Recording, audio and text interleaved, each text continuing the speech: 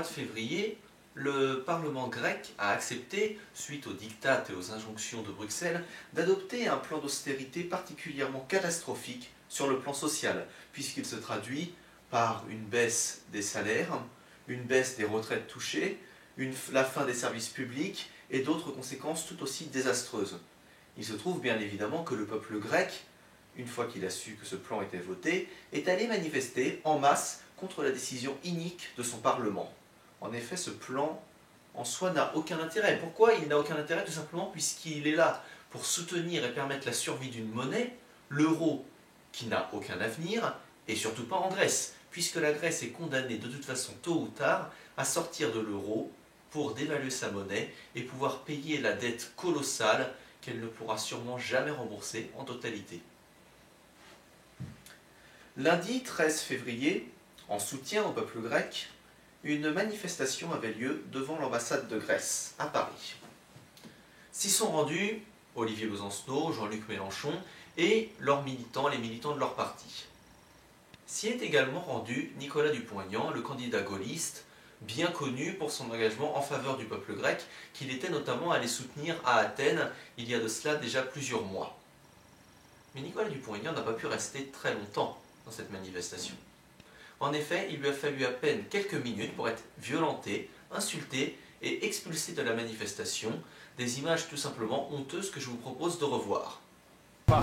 Il défend lui-même son équipe. Oui, non mais oui, mais partez. Mais je ne suis pas avec vous, j'ai pas envie d'être avec vous. Non, mais moi, pas de souverainisme ici. Trottoir d'en face, vous avez dit trottoir d'en face, c'est sur le trottoir d'en face. Retournez à votre manif, on est là. Ils n'ont pas le monopole, Attention, hein. Attention, hein. Ils n'ont pas le monopole du soutien au peuple grec. C'est tout ce que je dis. Et il n'y a pas le monopole. Et d'ailleurs, je remarque que je suis le seul à demander la sortie de l'euro pour la Grèce, qui est le seul moyen de les sortir de la difficulté. C'est tout ce que je dis. Et je suis content d'être venu ici, malgré les intimidations des uns ou des autres. C'est que cette extrême gauche est en train de surfer sur le malheur des peuples. Et moi, je crois qu'on peut construire l'Europe autrement. Ni l'extrême gauche, ni le chaos en Grèce. En fait, ça les gêne quelque part qu'un député de la République vienne dire qu'il y a autre chose pour la Grèce. Non. Eh bien, il y a le choix, et les Français ont le choix. Encore heureux. Voilà, nazi. C'est-à-dire là, on a le choix là pour désigner qui. Mais il faut qu'on le laisse, c'est l'objet de l'objectif. Mais il n'y a pas de dialogue, il n'y a pas de choix là. On n'a pas de choix là. Hein, c'est compris. Voilà. De cet incident, qu'il ne faut pas exagérer, il y a finalement 4 leçons à retenir. La première, c'est sur la nature antidémocratique de cette extrême gauche trotskiste et anarchiste.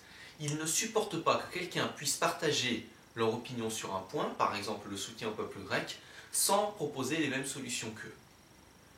C'est un sectarisme très fort qui frappe non seulement Nicolas Dupont-Aignan, comme on l'a vu ici, mais qui frappe même d'ailleurs d'autres partis de gauche, par exemple les communistes, qui ont souvent été attaqués très violemment par les groupuscules plutôt trotskistes.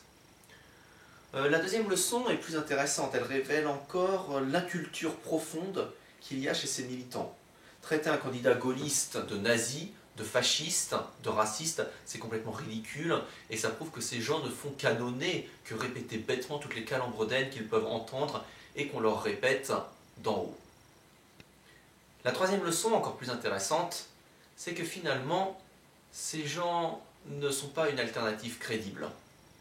Ils ne proposent rien, et s'ils prétendent être solidaires du peuple grec, ils refusent toute solution qui permettrait justement à ce peuple de s'en sortir. Car enfin, qu'est-ce qu'on a entendu? À part les sales racistes, sales fascistes, sales nazis, complètement ridicules, on a eu aussi, beaucoup plus révélateur, non au souverainisme, pas de souverainistes avec nous.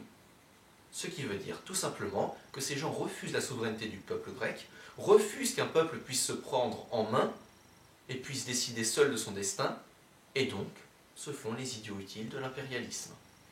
Et c'est là qu'on en arrive à la quatrième leçon que l'on peut tirer de cette affaire, c'est tout simplement que le modèle capitaliste, mondialiste, impérialiste n'a aucun souci à se faire. Pourquoi? Parce que les principaux adversaires qu'il érige, ceux qui prétendent le combattre en priorité, sont en réalité ceux qui font son jeu, ceux qui combattent toute solution alternative et ceux qui crient beaucoup, qui gueulent beaucoup, qui jouent les gros bras, qui insultent à tout va, mais qui finalement n'ont qu'un seul effet concret, c'est de faire fuir et de cracher tous les hommes politiques qui proposent une alternative réelle.